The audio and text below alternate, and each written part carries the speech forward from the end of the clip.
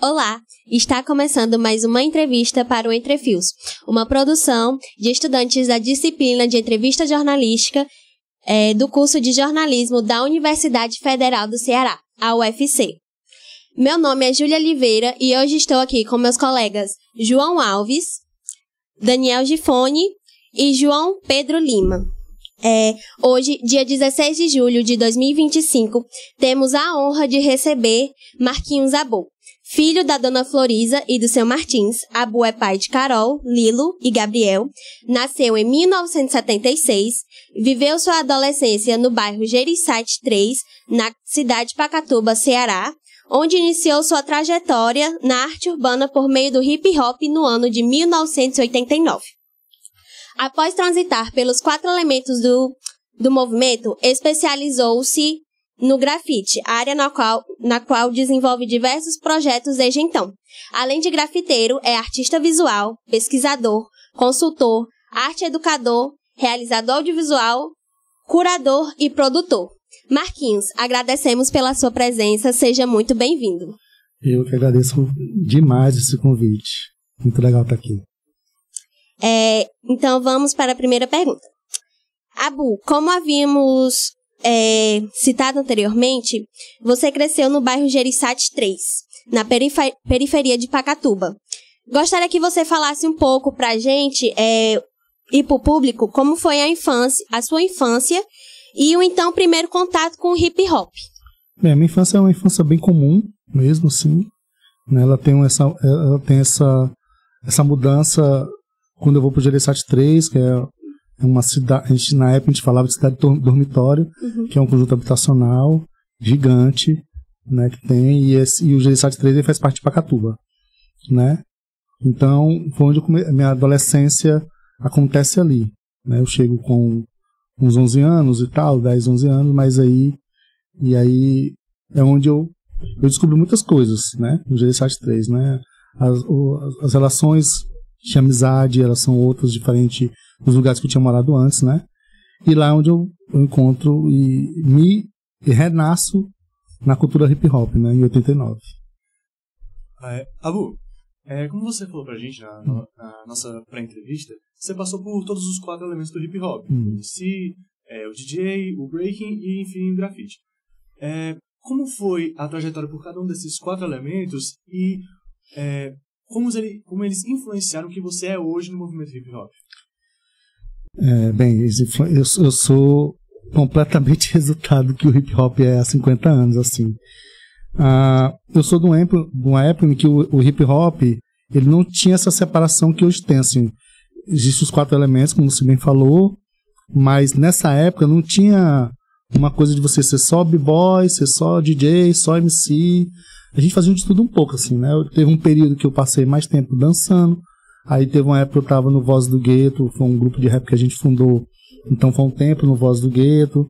Aí depois a gente tinha umas coisas mais, um momento mais que a gente grafitava um pouco mais e fazia alguns ataques vandal, né, contra o AP e tal.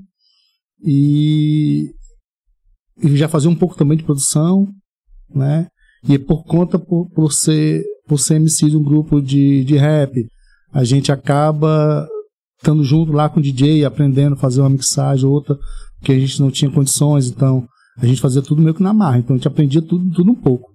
Hoje é que você já vê uma pessoa que faz parte do hip hop, ele é só b-boy, então ele é só grafiteiro, então ele é só MC, ou ele é só DJ. Mas eu sou da época que tudo era muito junto, assim, não tinha essa parada, então é bem isso, assim, eu sou esse resultado mesmo, assim, né, eu passei pelos 4 elementos. Como diz o Gêmeos, não existe ex-b-boy, não existe. Eu sou essa pessoa que é do movimento hip hop, né?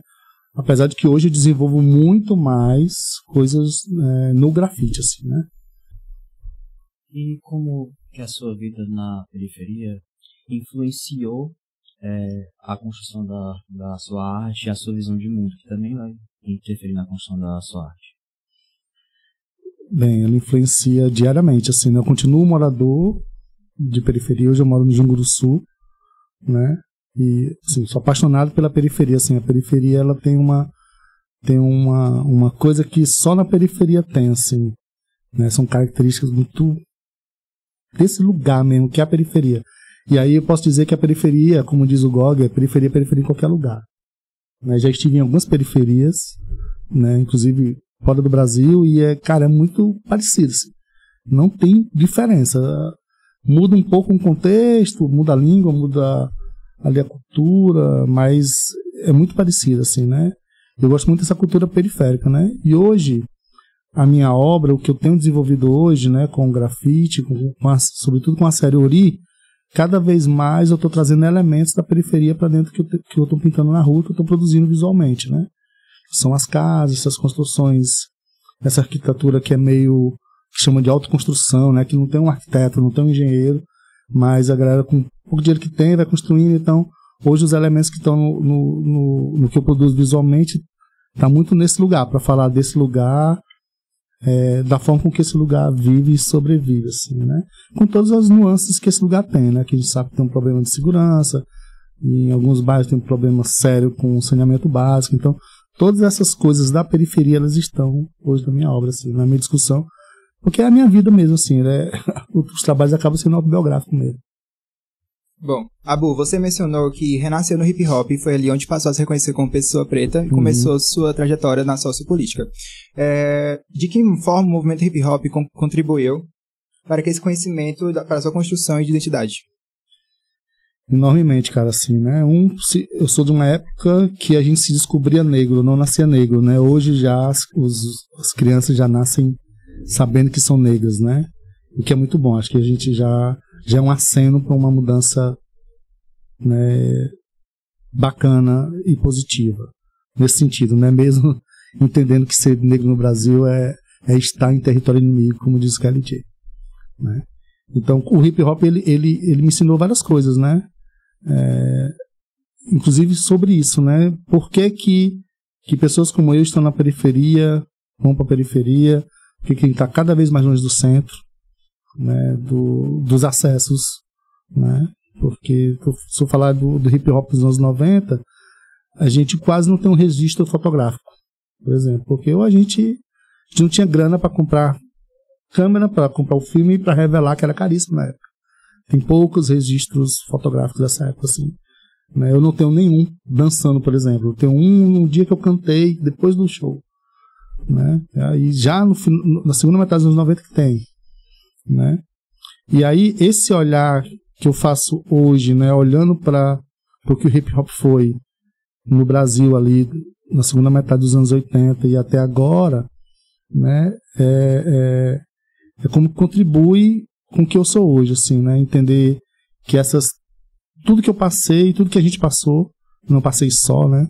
E quando eu falo do hip hop, tem 50 anos de hip hop lá, né? Então tem muita gente que passou coisas parecidas, iguais, né? E conversando com outras pessoas de outros estados, por exemplo, o que a gente viveu em alguns momentos aqui no Ceará era muito parecido com o que o cara vivia lá em São Paulo, lá em Goiânia, né? E é bacana e interessante entender que a história meio que se repetiu de algum modo nesses lugares pelas mesmas dificuldades, né? Porque ele é uma cultura da periferia, então a gente vê que os problemas são parecidos, e periferia em qualquer lugar, né? No mesmo lugar. Então, essa contribuição no hip hop, dentro das formações que a gente teve ao longo do tempo, né? Nas Kingdom Cruz, nas posses, sempre a gente estava discutindo isso, né? Sobre ser negro no Brasil, né? Não usando os termos que a gente usa hoje sobre o colorismo, sobre o comunismo, o fascismo. A gente discutia de outra forma, né? Não era tão mais aprofundado como está agora, mas a gente já entendia várias coisas, né? Então a minha formação sociopolítica ela é bem nessa base aí mesmo aí, né? Hoje um pouco mais de aprofundamento, mas ele vai se ampliando a partir desse lugar aí. Abu, já continuando no tópico, né, da sua formação sociopolítica, você tem um artigo publicado no jornal Brasil de Fato, em que você fala que precisa olhar com responsabilidade para a cultura de uma cidade. E na sua avaliação, como que o grafite, uma forma de expressão de arte, ela pode dialogar com as políticas públicas sem virar um acessório da gestão pública? Isso é um desafio para a gestão pública, porque se falar do hip hop ele sempre tem os elementos cooptados, assim, né? O primeiro elemento cooptado foi o break, né? Os b-boys. Você vê Flashdance, você vê vários filmes dos anos 80 lá, porque já pegaram o break. Aí depois veio o rap dos anos 90, né? Ali junto com o DJ. Aí nos anos 2000 é o grafite, né? Então sempre a gente vai estar como acessório, mas isso é o movimento do capitalismo mesmo. Eles vão cooptar aqui um negócio, eles vão ver onde vai fazer dinheiro, e é fábrica de dinheiro mesmo, e eles vão fazer. Então a gente só precisa estar ciente que vai acontecer e estar se protegendo também de algum modo. E também se aproveitar da onda também, né? Vamos lá e vamos pegar o que é nosso também. Hoje, por exemplo, a gente tem discutido editais específicos para a arte urbana, inclusive na cidade, assim, né? Teve um agora do hip hop, mas aí que ele só contemplava um elemento. E como é que é hip hop se só tem um elemento? Então essa discussão é necessária, assim. A gente tem 2 grandes festivais na cidade, que é o Festival Concreto e que é o Festival do Aço, que agora me falou a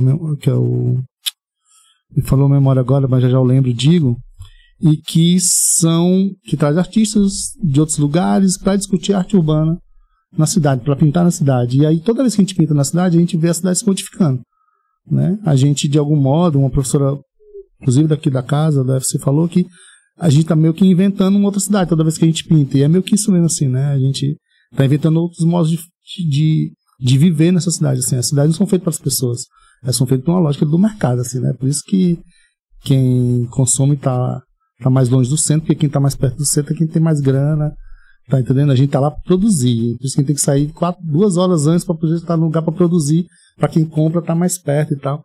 Então a gente tenta mudar um pouco essa lógica, né? E às vezes só pintando já muda tudo, assim, né? É um desafio para as gestões, porque ela precisa se entender como responsável também pela cidade, né? Não é só ela fomentar, ela precisa entender que de verdade ela ajuda a modificar, né? E tem vários exemplos no mundo inteiro, assim. Para citar um muito, muito bacana que aconteceu no México, é que uma favela lá, um coletivo lá, um ACRIL, né, pensou um projeto e pintou a favela toda. E ela não grafitou a favela, ela só pintou. Ela pintou cores nas casas todas, assim. É bacana, você passa embaixo assim, você vê um morrão lá todo pintado. E aí, 6 meses depois, 37% da violência do bairro muda. Diminui 37%. Em 6 meses por causa de uma pintura. As pessoas se apropriam daquele lugar, se sentem melhor nesse lugar, então cuida melhor desse lugar. Pô, a galera que pinta os lugares onde era o lixão. Tem lá no Gereissati, que é um projeto que eu contribuo sempre, que é o Calçados Ocupados, era um lixão. Os meninos conseguiram lá um jeito, limparam tudo, todo ano eu renovo o grafite lá. Nunca mais se coloca lixo lá. Porque a partir desse movimento lá, que não é só grafite, né? Óbvio que não, mas são ações como essas que interferem nessa lógica, nessa dinâmica que faz com que as pessoas se apropriem desse lugar de outra forma e cuidem desse lugar de outra forma. E hoje a gestão de lá, por exemplo, está olhando para esse lugar de outra forma. Demorou, mas precisa começar de algum momento, assim, né? Eu acho que tal hora as gestões precisam entender que não só o hip hop, mas como o teatro, como a música, elas podem ser ferramentas de construção de uma outra cidade, né? E com qualidade de vida, com bem viver, com tudo isso, né? E olhando para as pessoas, que quem faz arte são as pessoas, né? Apesar da música do Mundo Livre dizer outra coisa, né? Os computadores fazem arte e os artistas só fazem dinheiro, mas não é bem assim. Em 2024, você participou de um evento que eram os 10 anos da IDR Crew, né? Da Identidade da Rua. E eu queria saber se você poderia explicar qual é a importância desse evento para a cultura hip hop aqui em Fortaleza. Cara, é muito massa celebrar esses momentos assim, né? A gente tem poucas crios em Fortaleza, crios que são longevas, assim, né? Que tem muito tempo. A gente tem a VTS com 10 anos, pouco mais de 10 anos, a IDR completou 10 anos, e eu gosto sempre de estar para celebrar junto, assim, né? Não por ser só meus amigos, porque vou rever meus amigos, mas entender que inclusive, algumas pessoas da IDRP foram meus alunos no Cuca, né? E aí é onde entra a história que a gente conversou agora há pouco, né? Como que o grafite ele ajuda. Então, o moleque, por exemplo, que hoje é pai de família, trabalha com identidade visual, né? E grafiteiro, pinta pra caramba, assim. E que era só um pivete, hoje ele é outro cara, mas tá 10 anos ele tá pensando o bairro dele a partir do grafite, junto com a galera da CRIO. E tá lá 10 anos depois, comemorando junto com eles, isso é massa, assim, né?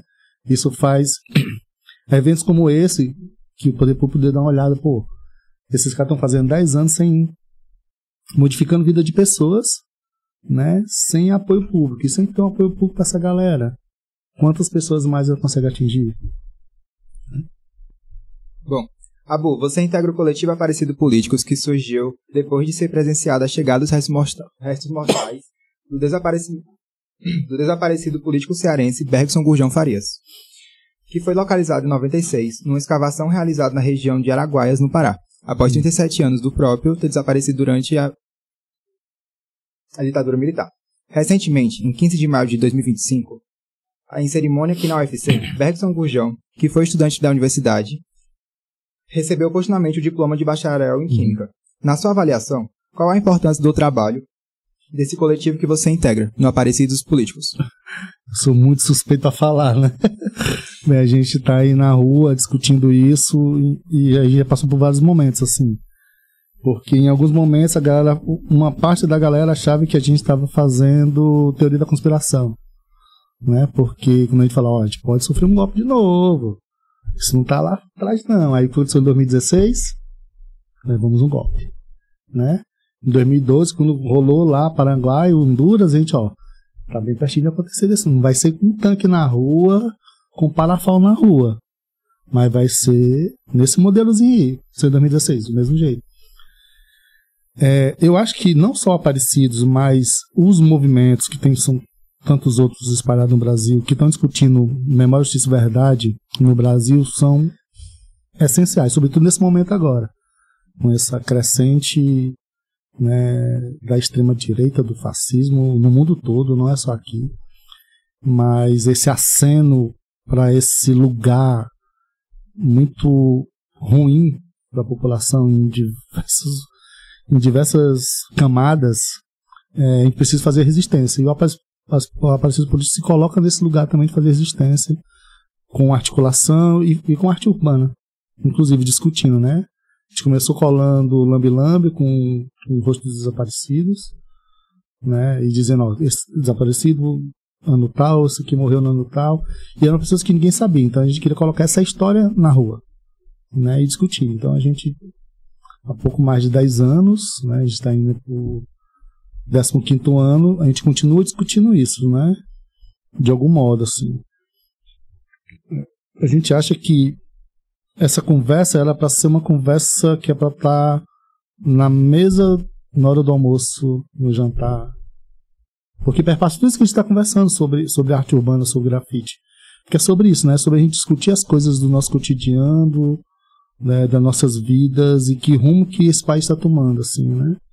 Que lugar esse país quer ir, assim. E quando a gente faz isso com formação, com uma conversa franca, a gente consegue pensar. E que bom que a gente percebe que tem outras pessoas pensando isso. O espaço que o Gurjão foi aberto agora na UFC aqui, na casa, a gente, caramba, massa, tem um espaço que vai dentro da universidade, que vai discutir não só essa memória a partir do Bergson, que a gente considera que é o nosso patrono, né? Mas vai discutir essas questões que são tão atuais, assim, né? Não acabou lá nos anos 80, não, continua aí. De algum modo, continua aí e está muito vivo, assim, assustadoramente vivo. Em 2024, o coletivo Aparecidos Políticos realizou um intercâmbio artístico sobre memória social na Alemanha e na Polônia, trabalhando com espaços de memória do nazifascismo. Como essa experiência transnacional dialoga com as intervenções artísticas, as feridas deixadas pelo período ditatorial no Brasil? Então, a gente está ruminando essa viagem até agora, assim, porque A gente visitou, né, Auschwitz, tal, Dachau, que é em Berlim. E ver essa história lá muito pertinho, a sensação era muito parecida com quando a gente foi para Araguaia, né? Quando a gente foi para Araguaia, a gente foi em um dos destacamentos, a gente foi em um, que é o destacamento A, onde estava o Bergson, né? Porque eram 3 destacamentos, né? A gente conseguiu ir lá no Chega com Jeito, que é uma localidade no São João da Araguaia, né? A gente conheceu uma pessoa, que é o Zé da Onça, e que ele era criança na época, então ele conviveu com o Bergson, com algumas pessoas no destacamento A, né? Porque eles davam aula de força escolar, tinha uma pessoa que era dentista, então eles cuidavam da galera, né? Os guerrilheiros, né? Nesse período, né? Por que eu estou dizendo isso? Deixa eu me perder. Alemanha, né? Isso. Por que eu estou dizendo isso? Porque quando a gente voltou do Araguaia, o coletivo ele tem outra, não vou dizer um outro oxigênio, mas a gente voltou muito mais mexido.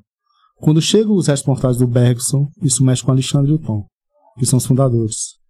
Quando a gente vai para o Araguaia, volta uma galera mexida. A gente voltou da Alemanha mais mexida ainda, assim, entendendo que o nazifascismo estava dentro do metrô com a gente. Eles estão na rua lá, os caras estão na rua lá. Sabe? Você vê os caras assim, meu irmão, esse cara é um neofascista com certeza. Porque só pelo jeito que ele olhava pra nós, assim, tá ligado? E a gente viu isso mexeu com a gente. Hoje a gente está elaborando coisas parecidas a partir dessa viagem, né? A gente teve uma residência agora há pouco no Museu da Imagem do Som, em que a gente discutiu isso com outros artistas, 10 artistas foram selecionados, para a gente pensar essa memória aqui, né? E trazendo essas experiências que a gente teve na Argentina e essa experiência recente na Alemanha, né? Com esse avanço do fascismo no mundo, assim, né? Que em vários lugares isso está acontecendo de forma muito... E não é mais pontual, assim, né? É de forma muito... Não sei, parece que tem um outdoor de propaganda nazista em todos os lugares agora, assim, sabe? É muito louco isso, assim, de ver, né?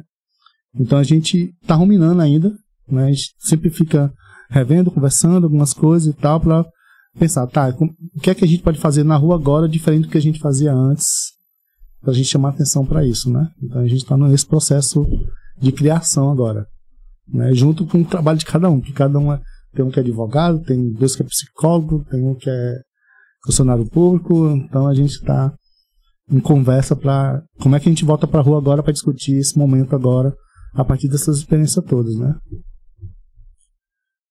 Abu, retomando a conversa sobre o Bergson e ainda sobre o Aparecidos Políticos, entende-se ainda mais de que o trabalho do Aparecidos Políticos ele também é um trabalho de memória, principalmente a memória da cidade de Fortaleza por meio da arte. E, assim, nessa questão de preservar a memória da ditadura militar por meio da arte. Qual é o papel da arte na preservação da memória da cidade de Fortaleza? Já que Bergson era fortalezense, era patrono, né, da Aparecidos Políticos. Cara, acho que a arte ela fala do seu tempo e do seu lugar sempre, né? É só a gente andar um pouco e encontrar, estava conversando ali, mas você fala do Servo de Esmeralda, né? A gente, quem vê lá ali na ponte da Ponte Metálica, vê aquele barco, aquela silhueta de um barco, né, que é a La Femme Bateau, que é uma escultura do Servo, né? Você vai lá na praça que tem do lado da São Militar, que é uma obra do Servo. Então, são obras que conversam com a cidade, falam dessa cidade naqueles períodos, né? E acho que ela ajuda a preservar essa memória, assim. E às vezes de forma muito estranhas, né? Por exemplo, todo mundo marca encontro para ir no show na PI, aí na caixa d'água que tem os peixes. Mas ninguém sabe, algumas pessoas, muita gente não sabe que é uma obra do Léo Nilson, né? Que é um dos principais artistas contemporâneos do Brasil, assim. E que é cearense e tal. Então é uma obra do Léo Nilson, incrível. Que acho que é uma das, se não a única, uma das pouquíssimas obras públicas do Léo Nilson, entendeu? Então existe essa memória que está lá, que ainda que as pessoas não saibam, mas ela afeta a cidade de algum modo, assim, ela é um ponto de encontro, talvez o Léo Nilson jamais imaginou que uma caixa d'água com o trabalho dele fosse esse ponto de encontro, fosse uma referência de você se encontrar ali na Praia de Iracema, entendeu? Então a arte, ela tem muito disso, assim, quando as pessoas, houve um tempo, quando o Festival Concreto fez os murais no centro, as pessoas, não, é naquela rua que tem um anjo soprando uma bala, que é uma obra do Hino, né, que você sai pelas Americanas da loja assim, você vê assim, né, que é um dos primeiros grafites murais do centro da cidade, assim, em grande escala, né. Eu digo isso porque eu fui produtor do concreto há alguns anos, então eu acompanhei a produção desses murais. Então as pessoas começam a andar pela cidade e fazer essa referência com o lugar, né. Então ela, ainda que o prédio lá apague esse grafite lá, vai ser onde era. Até que em algum momento isso mude e vira outra coisa, assim. Ah, é onde tinha um grafite, não sei o que, onde tinha aquela pintura, não sei o que, entendeu? Então ela ajuda a criar essa memória da cidade, assim. Né? A arte, ela... Eu não sei se ela precisa cumprir esse papel ou se ela cumpre esse papel, mas ela acaba afetando as pessoas desse modo, assim.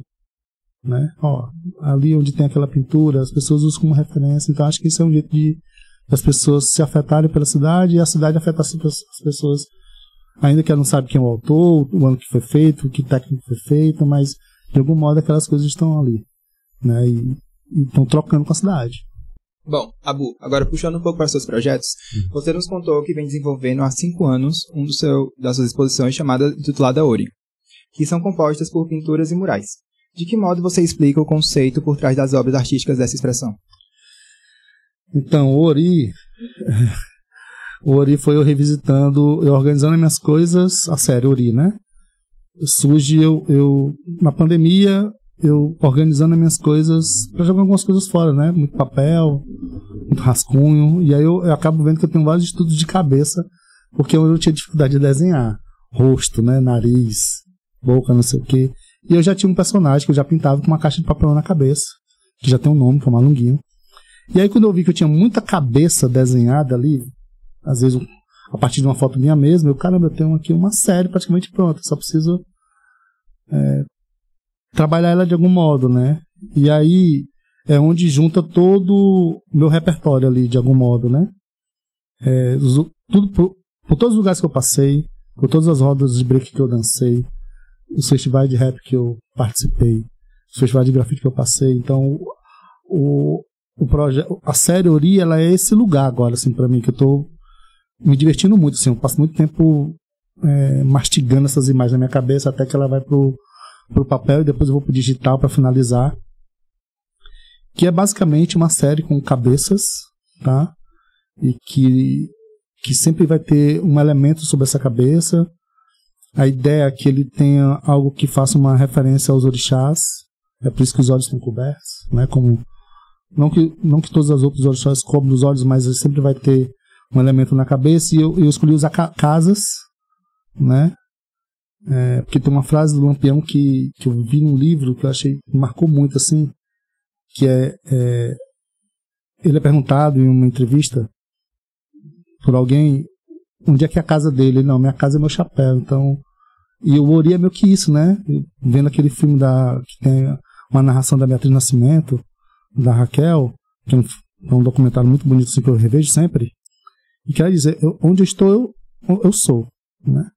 Então acho que é meio que isso, assim, a gente é meio que, onde a gente vai a gente é esse lá onde a gente está, a gente é esse lugar onde a gente está, né? Independente de onde esteja, as suas vivências estão com você. Então as casas na cabeça do Malunguinho, desse personagem, e eu vou brincando com os elementos ali, né? Eu comecei com casas do interior, que eu gosto, acho muito bonito, assim, com as viagens do bestiário nordestino, fotografei muita casa no sertão, né, assim, de bobeira mesmo, os caras no meio do nada, na casa dessa que vive aqui, aí eu dava o clique, fazia o clique, né, e eu comecei a reproduzir essas casas junto com a cabeça do Malunguinho e tal, e hoje ele já tá em outro lugar, que eu comecei a olhar para as altas construções na periferia, e caramba, o cara começou o negócio e não terminou, aí quando ele vai recomeçar, já começa de outro jeito, porque às vezes já vendeu a casa, já é outra pessoa, o projeto era um e vira outro, e a gente não sabe como é que essa casa se sustenta. Eu acho isso muito interessante, que é o jeito que a gente vive na periferia mesmo, essas coisas que só na periferia tem, né? Essa criatividade, esse jeito de viver, de sobreviver, de inventar outro jeito de viver, né? Então é meio que isso assim. Então o Ori, eu acho que o Ori ele é esse grande encontro de tudo isso, assim, das minhas vivências, né? Talvez eu tô falando isso agora porque aos 49 anos, né, já tenho uma maturidade, muitos anos de movimento hip hop, de cultura hip hop, 2 netas, 3 filhos, todos maiores. Então eu acho que esse é a série Ori, é esse encontro das minhas vivências, né? Então, toda vez que eu vou desenhar, acho que se eu botar aqui, por exemplo, agora, sou muito ligado à música, né? Por causa do hip hop, assim, só consigo desenhar se for escutando música. Então, como é que eu faço para o Malunguinho ser mais a cara do hip hop? Então, eu tô trazendo outros elementos agora, com as casas da periferia, com uma caixa de som, com não sei o quê, que é uma coisa que é a periferia mesmo, assim, um domingo ouvindo ou um brega, ou um Roberto Carlos, um som alto, ou um pagodão, entendeu? Então, é meio que isso, assim, que tá lá. Até a série Ori é esse grande encontro aí, né? É a gente sendo quem a gente é no lugar que a gente está. Eu achei interessante que você citou justamente o Bestiário Nordestino. Você foi curador, né, dessa exposição, e ela já foi exposta aqui no Ceará, Paraíba, em São Paulo. E acho que o que mais intriga é justamente porque nessas obras é uma interpretação própria de artistas nordestinos do Fantástico, sabe? Então, assim, dito como Fantástico, a gente também pode entender o folclore. Então, na sua opinião, como que o folclore funciona como meio de expressão da identidade nordestina? Cara, eu acho que o Fantástico, ele é o próprio nordestino, assim.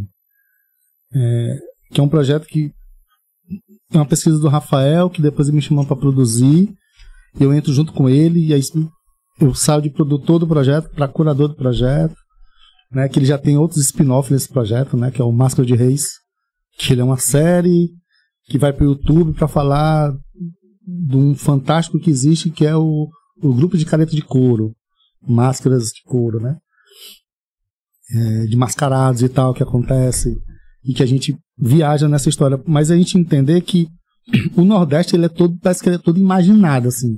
Tem coisa que só acontece no Nordeste, igual na periferia, né? Eu sou de uma geração que os pais vieram do interior, né? Eu já nasci em Fortaleza, né? Meus filhos já nasceram já na cidade, assim.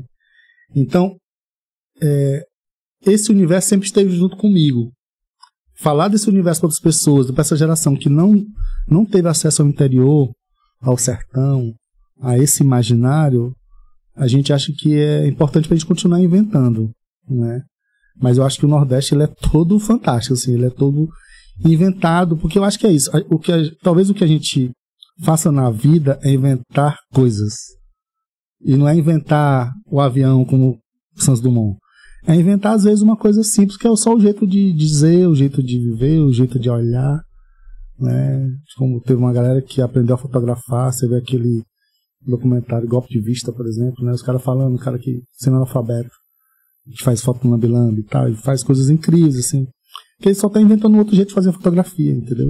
Ele não é um salgado, mas ele fez uma outra fotografia tão incrível quanto, né? Eu acho que o Nordeste é meio que isso, assim, a gente tá sempre inventando outro jeito, né? Porque a gente é levado a ser esse criativo, assim, né? Você definiu o que traz dentro da sua arte alguns elementos de arte gráfica, algumas estéticas de gravura, e a gente queria saber como é que você se inspira para poder realizar as obras, né? E qual método que você utiliza para isso? Cara, assim, o meu processo criativo é muito caótico, na verdade, assim. Preciso estar com uma música alta. Geralmente eu tô escutando um rap muito alto, assim, né? Pesquiso muito música. Às vezes eu toco como DJ, né? Então tô sempre criando sets na minha cabeça, como se fosse tocar para uma determinada festa. E como eu tava falando agora há pouco, assim, a série Ori, ela é um pouco do encontro de todas essas vivências, assim, né? Então, as imagens que vão juntando aí, seja da arte gráfica, seja das artes plásticas ali, né, que você vê na história da arte. Todas essas coisas estão na minha produção, de algum modo, assim. Eu vou só juntando os elementos e ver como elas se encaixam, como é que elas dialogam, para elas tentarem dizer as coisas que eu quero dizer, certo? Quero dizer naquela imagem especificamente, assim. E todo o meu trabalho é atravessado, assim. Quando eu trago as casas do interior para o Malunguinho, é por causa da minha viagem do Projeto Oco do Mundo, do Bestiário Nordestino, entendeu? Então, esses elementos que parecem um elemento que é fantástico no meu trabalho, né? Quando eu boto, sei lá, uma lua, uma estrela dentro de uma casa, tem a ver com o Bestiário Nordestino. Então, a gente é atravessado toda hora por essas coisas, né? Eu gosto muito do cinema, eu gosto do teatro, então todos esses elementos eles vão estar atravessando o meu trabalho, né? Não dá para dizer que todas as referências vão estar lá. E tudo isso me inspira, assim, caramba, eu vejo uma frase, uma música, caramba, essa aqui me leva para esse lugar, e aí eu já anoto, geralmente eu anoto, né, uma imagem assim, eu faço eu anoto, e depois vou buscar alguma referência, né, do que seria essas coisas que eu escrevi, se alguém já fez, e vou para a produção. Eu passo mais tempo pensando, mastigando a imagem da cabeça, do que executando. Geralmente eu sento e executo do começo ao fim, assim, mas eu já estou 5 dias pensando naquela imagem, formatando ela na minha cabeça primeiro, assim, virtualmente, depois é que eu vou para o papel e digital. Bom, como você mesmo comentou, você tem um projeto de audiovisual em andamento que são Máscaras de Reis, que são projetos derivados do Bestiário Nordestino. O Máscara de Reis consiste em uma série de vídeos para o YouTube em que é mostrado grupos de reizado caretas do Ceará. Quais são os próximos passos para o projeto e quais as outras iniciativas audiovisuais você tem em mente?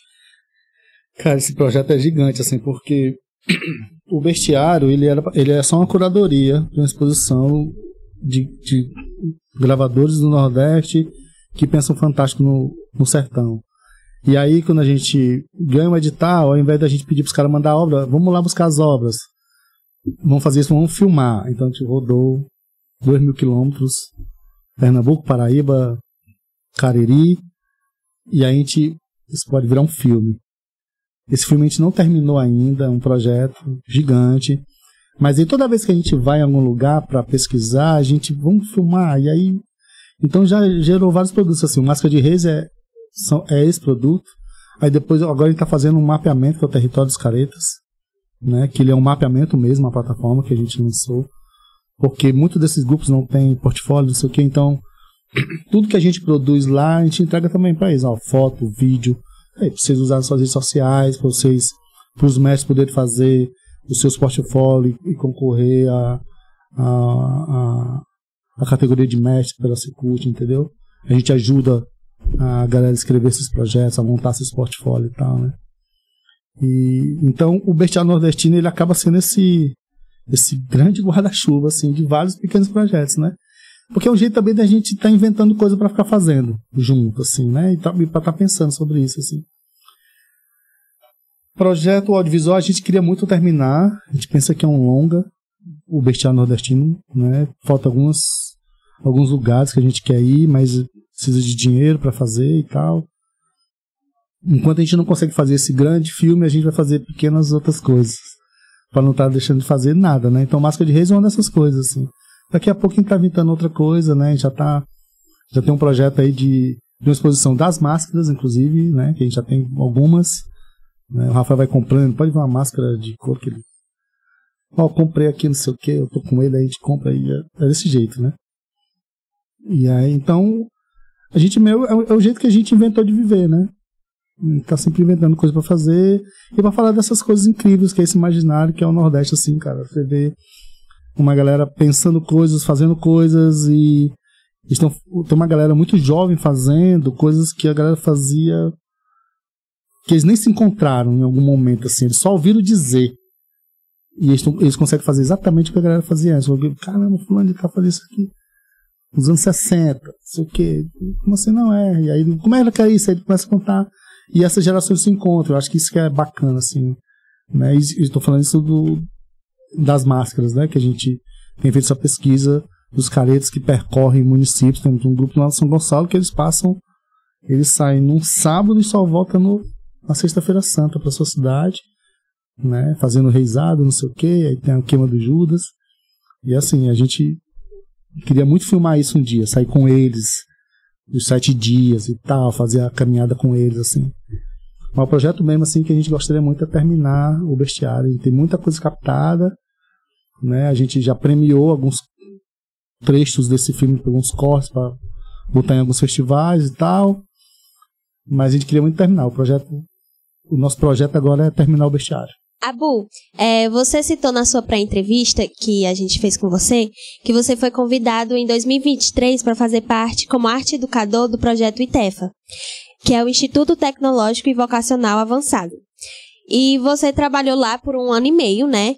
E queria que você falasse pra gente como foi esse projeto e o processo de se descobrir como arte educador. Então,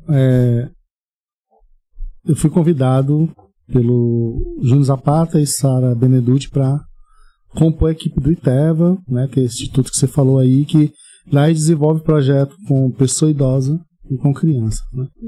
Então eles me chamaram para fazer a parte de gestão de projetos, assim, né, trazendo experiência com os projetos sociais e culturais que eu desenvolvi já há algum tempo, ao longo desses anos todos, assim, né, pequenos projetos na quebrada, dentro do hip hop, fora do hip hop, né, dentro da Amplitude, que produz o Festival Concreto, por exemplo. Então, eu vou para lá para fazer esse trabalho, né, meio que de gestão. Então, isso foi uma experiência bacana, né, lá eles têm projetos massa, assim, tem um projeto lá que ensina a pessoa idosa a usar o smartphone, do zero, né, a pessoa às vezes mas só queria aprender a mandar o áudio no WhatsApp, mas ela aprende a usar o WhatsApp, rede social, a se proteger contra golpe, né? Usar Pix, usar o banco, pedir Uber. Então, foi massa ver esse processo lá. Com criança e adolescente, eles têm um projeto lá com literatura, né? Que é o CDF. Eles têm um projeto lá, que é um projeto que eu gosto muito, assim, porque me toca mais, porque eu empodero a jovem, que trabalha com grafite na escola. São 10 dias na escola, 2 turmas, uma manhã e uma tarde, bem intenso, assim, né? E eu ficava acompanhando ali. Então, os meninos saem do primeiro dia ao último dia com um mural gigante pintado, assim. Às vezes saem umas coisas que, caramba, essa galera produziu isso só nesse tempo, porque às vezes a qualidade que tinha no final, no trabalho, era a qualidade que pessoas levam anos para atingir essa qualidade técnica, entendeu? Lógico que isso é resultado de um trabalho de uma equipe, né? Então passei 1 ano e meio lá desenvolvendo esses projetos lá, né? Fazendo a produção e a coordenação desses projetos, né? Foi uma experiência massa, assim. Eu já vinha de outras gestões, né? Que antes de 2010, quando eu decido ser só artista, eu já tinha feito gestão de empresas comerciais, né? Eu trabalhava na área de ar-condicionado, então já fui gerente administrativo financeiro, já fui coordenador de equipe técnica, assistência técnica, entendeu? Então, juntei todas essas experiências agora e estou de volta aí como artista e produtor solo. E na sua avaliação, de que modo as novas gerações têm lidado com o grafite como ferramenta de transformação social e educativa? É uma pergunta complexa. Porque eu acho que é muito diferente. Eu tenho tentado olhar de um jeito... Eu tenho tentado olhar do lugar que eu estou agora, nesse tempo agora, né? Que às vezes a gente às vezes fica viciado a olhar a partir de um romantismo do que eu vivi, assim. O hip hop lá, que eu conheci em 89, ele aconteceu pra mim lá em 89, né? Por os meninos que estão pensando em grafite hoje, e a gente tem uma cena gigante em Fortaleza, eles não pensam a partir do hip hop, então ele é uma outra coisa, né? Não que o grafite só exista porque existe o hip hop, não. O hip hop é o encontro desses 4 elementos, tá? Existia lá o DJ, as culturas, e aí juntou, e isso é a cultura hip hop lá.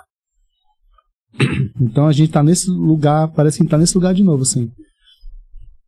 eu vejo que nós temos uma cena gigante, muita gente nova, tem mutirão de grafite que você vai, não tem quase ninguém que você conhece.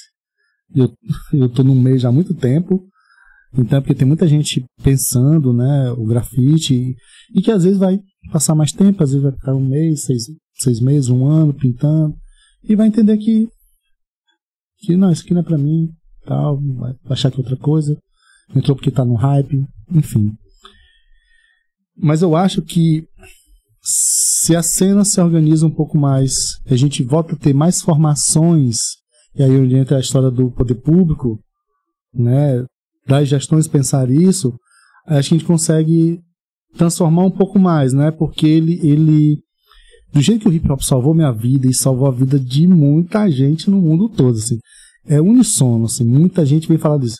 Nos anos 90, a gente ouvia isso, o hip hop salvou minha vida, e a galera meio que estranhava essa afirmação. Eu era um dos, assim, não salvou minha vida, não sei o quê.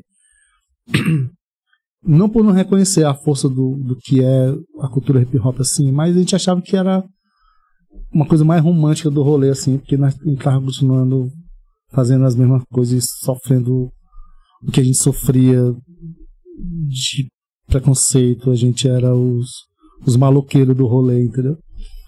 Mas hoje a gente entende, não, acho que o hip hop salvou vida de verdade mesmo, assim, né? Precisa reconhecer isso, assim. Então acho que ele continua salvando, ele pode continuar salvando. Tem muitas iniciativas hoje no Brasil que eu venho acompanhando que continua. A Casa Hip Hop, em Diadema. Então eles continuam investindo nos 4 elementos para que esses 4 elementos consigam ajudar a transformar vidas. E não é que a pessoa vai ser um grafiteiro profissional. Mas a partir desse elemento, que é o que Empodera Jovem faz lá no Iteva, por exemplo, a partir do grafite, as discussões do grafite, você discute questão de gênero, de raça, ética, né? Você discute outras questões, né? E ele é a ferramenta que faz esse encontro acontecer e as discussões acontecer. Então, se a gente consegue isso, acho que a cena ela se fortalece mais, vai transformar, vai deixar ela mais longeva, assim. Não estou dizendo que o grafite pode acabar, assim, né? Porque tá, 50 anos não acabou. Tem sempre alguém surgindo, né? As pessoas querem discutir algumas coisas, meu irmão, daqui a pouco fulano não vai estar mais pintando. Porque, por algum motivo, vai tirar ele do rolê, assim. Ele vai se cansar, ou porque acha que é caro, porque não tem dinheiro, enfim, ele vai encontrar o rolê dele. Mas se o grafite, em algum momento, tiver ajudado ele a fazer algumas escolhas certas na vida dele, então valeu. Entendeu? Como as escolhas que eu tenho feito, acho que são escolhas assertivas, mesmo com tudo que eu já passei, mas são as escolhas que me trouxeram até esse exato momento aqui e agora com vocês. Entendeu? Estou falando do que foi minha trajetória, do que é o que eu sou, o que é o hip hop, a importância disso para essa cidade, entendeu? Então acho que é por aí, assim. Mas tem muita gente talentosa, tem muita gente que precisa de mais tempo, tem muita gente que tem uma escala para estar pronta, assim, né? Então acho que cada um a gente consiga ajudar que essas pessoas se encontrem e perceber qual é o lugar delas nesse rolê que é o grafite ou nos outros elementos do hip hop, assim, ou no que ela escolher, seja na fotografia, no teatro, no cinema, no audiovisual, ou se a pessoa escolher ser um motorista de ônibus, mas se ele escolheu conscientemente que eu quero isso, meu sonho é isso aqui, é o que eu quero. Bom, e Abu, ao longo de todos esses anos de sua trajetória, como artista visual, o que mudou na sua forma de ver a arte, a política e até a própria cidade? E o que permanece o mesmo desde seu primeiro passo na grafite? Rapaz, mudou pouca coisa, assim, a gente eu tenho pensado que a gente tem acenos para algumas melhorias, assim. Vai governo, vai e volta governo, e como morador da periferia, a gente percebe que nós continuamos contando o corpo. A galera continua matando meu povo, nosso povo, né? Então, o hip hop, ele colocou esses óculos para mim, para eu enxergar algumas coisas e você não desenxerga mais, né? Você não desvê mais, né? É até o Gate que fala essa parada, né? Você não desvê. E aí, eu acho que a gente tem alguns avanços que são importantes, tem alguns acenos que são importantes, mas a gente tem muito para avançar, mesmo assim, precisa mais trabalho de base.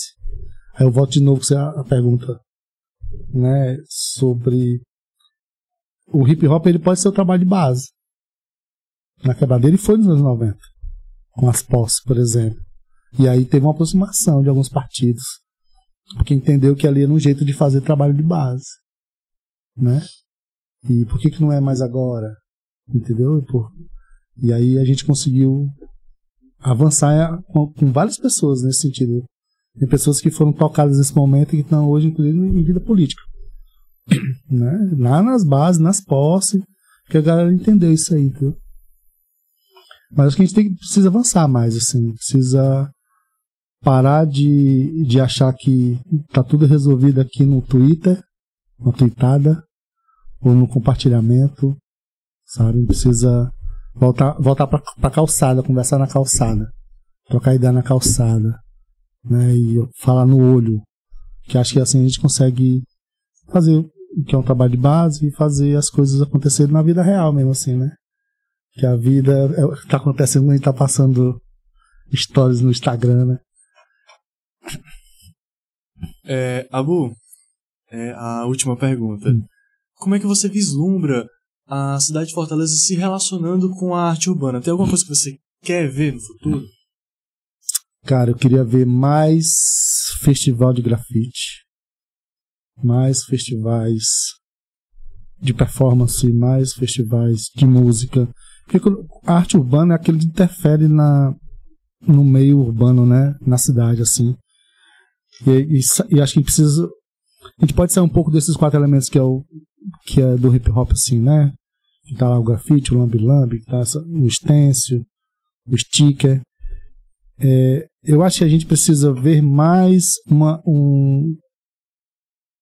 organização para que essas coisas aconteçam de forma também descentralizada. Né? Fortaleza não é a PI.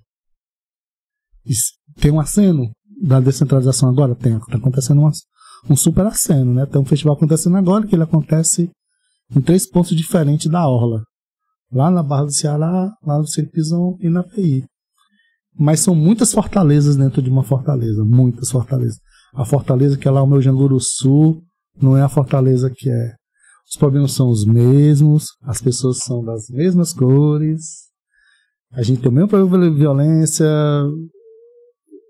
transporte coletivo, são os mesmos problemas, mas é outra fortaleza.